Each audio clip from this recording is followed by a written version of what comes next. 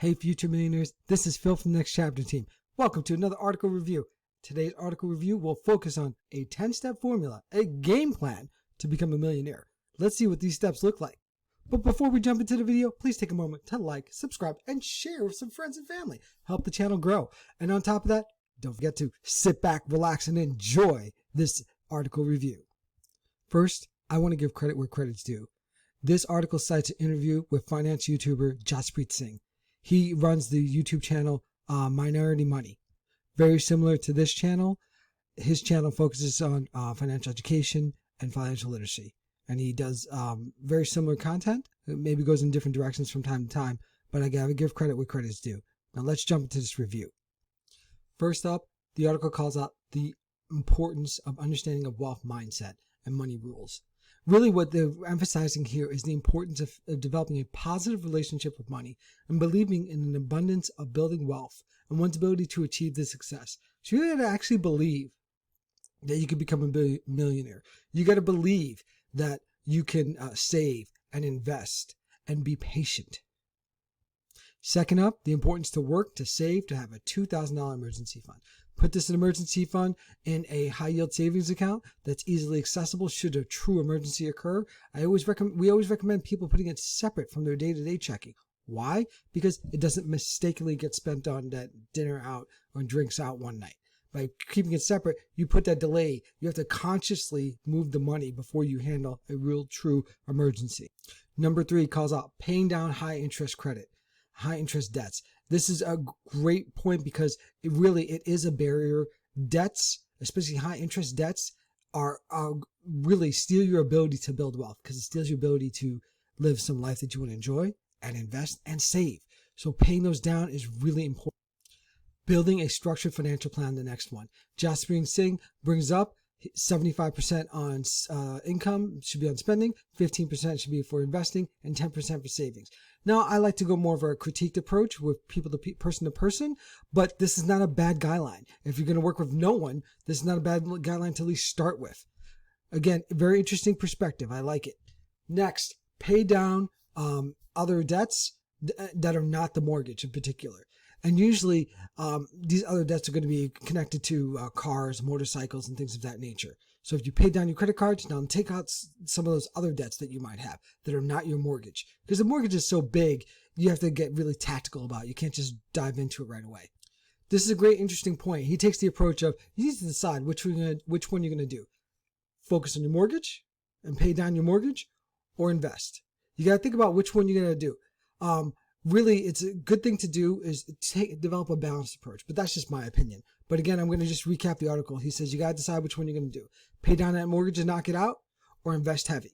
In a lot of cases, when you get to the right position, you can focus on that mortgage and knock it out 2-3 years, depending on your income, of course. This is very much a person-to-person thing, and that's why it's called personal finance. This is not just textbook finance and it works the same way for everyone. No, it's personal. It's going to be different for every single person. Number 7, increase your cash flow from investments. So he's calling out the importance of focusing on investments that produce cash flows. So that could be dividend paying stocks or dividend paying ETFs or dividend paying mutual funds or even having a rental property. But remember, on the rental property front, you've got to make sure it's positive cash flowing overall. So you have to have some good reserves around the rental property to handle expenses. You need to be always positive cash flowing in investment properties. All right, next up, work to double your income. He calls out the importance of being ambitious and doubling your income through self-improvement, skills, and potentially starting your own business. Now, I got to agree with this one for the most part. In the last 5 years or so, I've definitely stirred it up, really stretched and worked hard, and I've had some good returns on that. And what did I do with that growth in income? I paid down my mortgage, and then from there, I started investing even heavier. So by growing my income, I was able to really divert it to the things I want to do with my life versus just paying debts. And that's an overall tone of this, is bringing yourself in the position to do what you want to do with your money.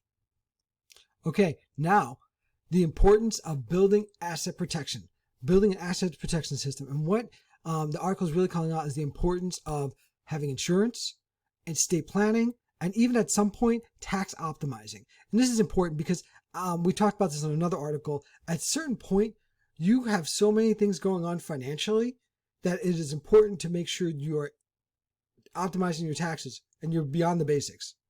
You're beyond reading an article. You need to probably work with a professional who is really a good tax strategist. And I talked about this in another article about knowing who you're working with. Remember, a financial advisor is not a tax strategist, and a tax strategist is not a financial advisor. Okay, financial advisor is going to be about retirement planning and investing on the high level. There are some specialties, of course, and then tax strategist is usually a tax accountant or a tax attorney. Even when you get to a higher level, a tax attorney, and they're really helping you focus on overall tax strategy to reduce taxes, protect yourself today and even in the future. And that's probably going to lead to some legal entity structure as well. Number 10, I like this one a lot. The importance of leaving a legacy. Where the article calls out the importance of encouraging the wealthy to give back through philanthropic endeavors, so giving back to charities and such, mentorship, and other ways that you can give back, other means. So it's important to give back along the way. Hey, now let's jump into a quick recap on this 10-step formula to become a millionaire. First, understanding a wealth mindset. Move yourself from that poor mindset to having a wealth abundance mindset. The idea that you can become a millionaire over time. Next, number 2, focus on saving your first $2,000. Have an emergency fund. This is so important. Have that emergency fund. Put some buffer between life and your goals, right? It helps you have some buffer. When life happens, an issue happens, you have $2,000 to start with before you have to think about, do I go back into debt by anything above the $2,000, right?